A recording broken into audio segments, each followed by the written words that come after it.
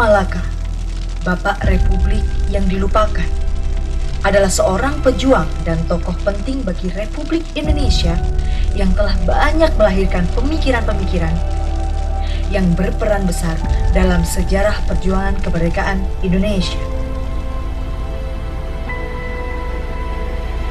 Tan Malaka lahir di Pandan Gadang, Suliki, Sumatera Barat pada 2 Juni 1897 dengan nama asli Sultan Ibrahim gelar Datuk Tan Malaka.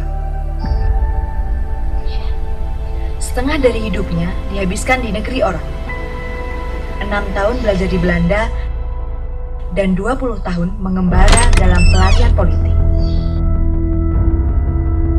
Selama masa itu, ia menggunakan 13 alamat rahasia dan sekurang-kurangnya 7 nama samaran.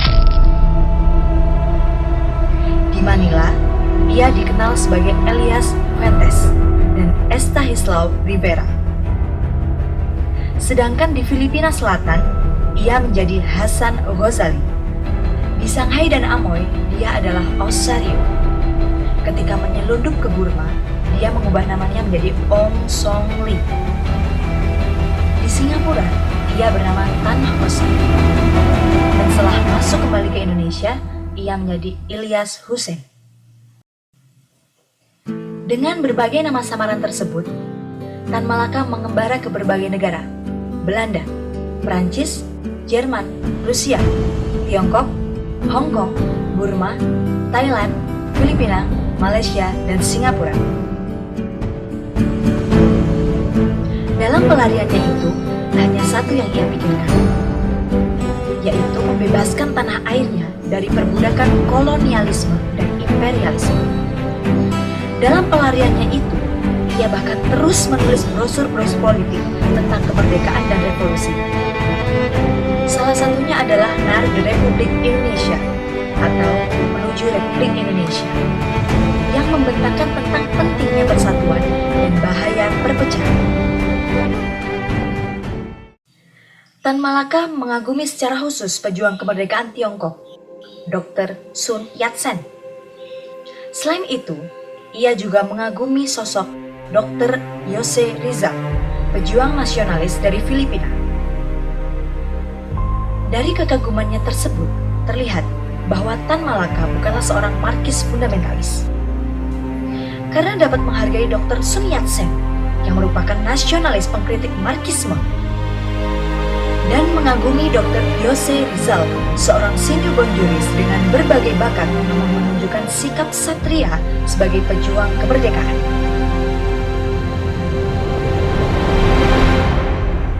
Salah satu karya Tan Malaka yang boleh dianggap sebagai opus magnumnya adalah buku Madilog, yang ditulis selama 8 bulan dengan rata-rata 3 jam penulisan setiap hari di persembunyiannya di Cililitan. Selama penulisannya, Tan selalu berdiskusi dengan sejumlah pemuda dan bercerita tentang kesengsaraan penduduk di bawah penguasaan Jepang.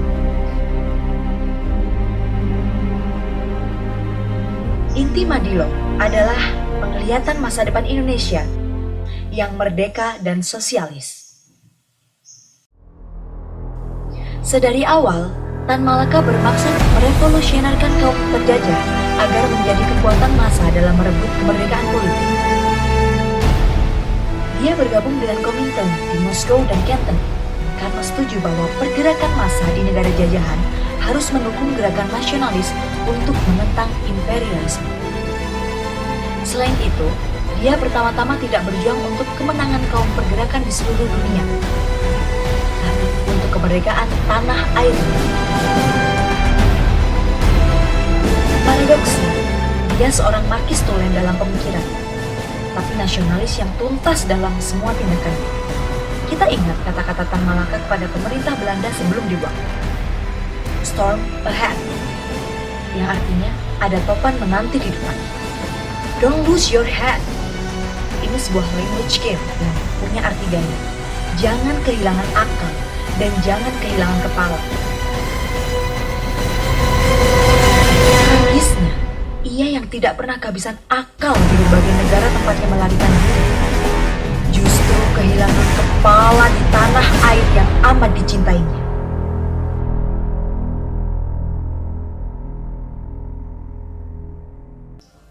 Pada tahun 1949, tepatnya bulan Februari, Tan Malaka hilang tak tentu rimbanya, mati tak tentu kuburnya. Pada saat berjuang bersama gerilya pembela proklamasi di Kediri, Jawa Timur.